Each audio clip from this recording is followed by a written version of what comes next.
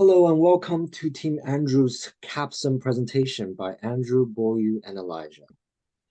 First off, we want to talk about the strategy that we implemented. We implemented a differentiation strategy with a product lifecycle focus, where we differentiate ourselves by preemptively matching customers' ideal criteria of positioning for size, performance, and reliability, and assuming a linear trend in customer preferences. In the early stages, we invest heavily in R&D related cost and time reduction so that we are able to produce exactly what customers want preemptively and in a timely manner.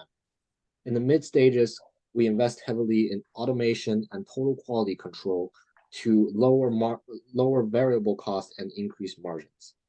In the later stages, we minimize R&D spendings for better total margins and to allow previously high-end high-tech products to naturally become the new neutral or lower-end products. Throughout all stages, we invest heavily in marketing and sales. Since revenue is vanity, profit is sanity, the main metric that we use is profit and contribution margin. For the high-tech segment, we emphasize on contribution margins throughout all rounds by decreasing cost and charging a premium. We're able to charge a premium because our product fits very well with the ideal position. For the low-tech segment, at first, we emphasize on the quantity sold, and after taking market share, and for a few rounds, we accumulate some cash on hand, we can focus on lowering cost to increase contribution margin.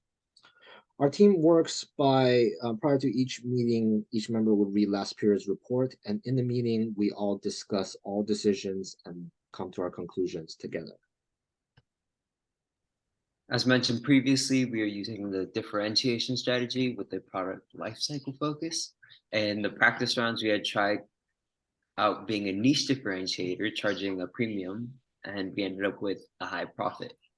Using the differentiation strategy, we wanted our first product to be a premium product, and with the high-end product, we could charge a high price.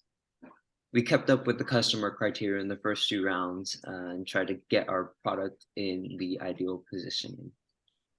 Our goal was long-term sustainable high profit, so we kept high contribution margins. Through the practice rounds, we saw competitors make high profit by making multiple product lines. So we decided to do the same and have multiple products as well. To produce the best products, we focused on reducing R&D cycle time and reducing the variable costs. For the most part, we did keep up with the forecast and demand, but for many of the rounds we sold out, which cost us money, which was lost in possible sales. We maxed our marketing spending to increase demand. Despite inventory costs being low, our overproduction can lead to a negative cash balance, forcing us to borrow expensive emergency debt. We use neither a chase or a level production strategy, but a mixed production inventory strategy, keeping the same capacity, just adjusting utilization based on forecasted demand.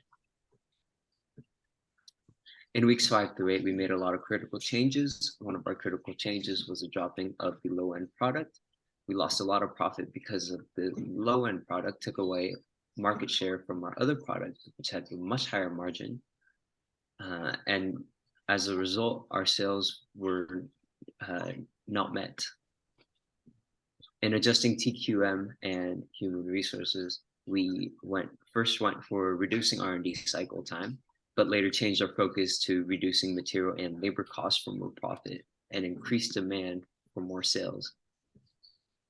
One of the challenges that we faced was gauging the right amount of production. Oftentimes we would find ourselves selling out, losing possible sales, and sometimes we would find inventory stock. Erie and Chester were our strongest competitors. Erie and Chester had more profit and the highest stock price because they were largest players in high-tech segment. Our goal and objective was always to maximize the company's value by having sustainable competitive advantage. And that meant that we did not care about short-term volatility. To maximize our long-term earnings per share, we had to invest heavily at initial stages so that we can have long-term successes. And it was only until later that we realized the model stock price is not based on expected future cash flow, but it's based on last period's earnings times a PE ratio. And so if you look at the chart, we are the Andrews. We had a stock price at 0 for 2 periods, and this was the cause of it. During these stages, we invested heavily into new product lines and other things. So we had negative total overall profit, which forced us to borrow into expensive emergency debt. The lack of cash was one of the main concerns, and also another main concern was the volatility of stock prices. When looking at some assumptions that we made and some risks that came from that, one of the assumptions we made was that product diversity would help us reach more customers. However, when looking at this, you have to make sure that none of your business units are taking demand from another business unit, because that could create less profitability.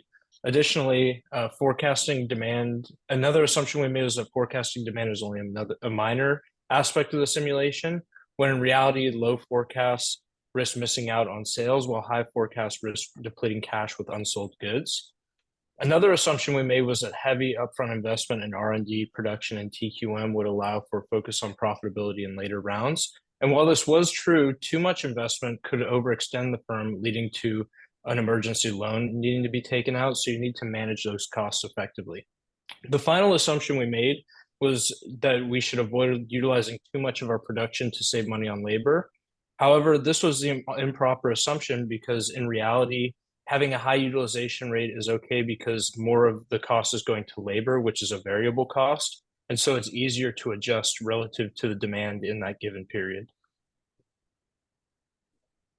Some overall lessons we learned. Let's look at the general lessons. One is that decisions today impact the business for years to come. Another is that accurate forecasts dictate business performance. Poor cash management can also threaten a business. And finally, success is not all about the numbers. And what I mean by success is not all about the numbers is that your forecast might say that the business is going to perform very well in a period, but you have to make sure that that performance is actually going to be reflected in what the business can do during that period in reality. And when relating this to course topics, when looking at inventory management and accurate forecasting, that relates to Toyota and some of the challenges they had during the tsunami and later during the COVID pandemic.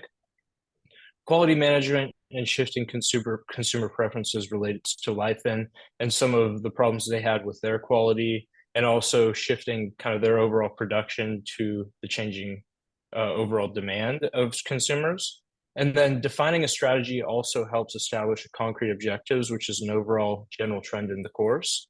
And then incorporation of different product strategies or production strategies. So when looking at like chase versus the level strategy. And then some overall applications that we took from this to Capsim are that we focused on inventory management and forecasting based on market size and our market share. We also invested heavily in quality management. We tried to predict future consumer preferences rather than meeting current ones. We also defined a company strategy and stuck to it. And finally, we tried to employ a mix of a chase and level strategy, a mixed strategy to basically adjust our production to the demand in that period.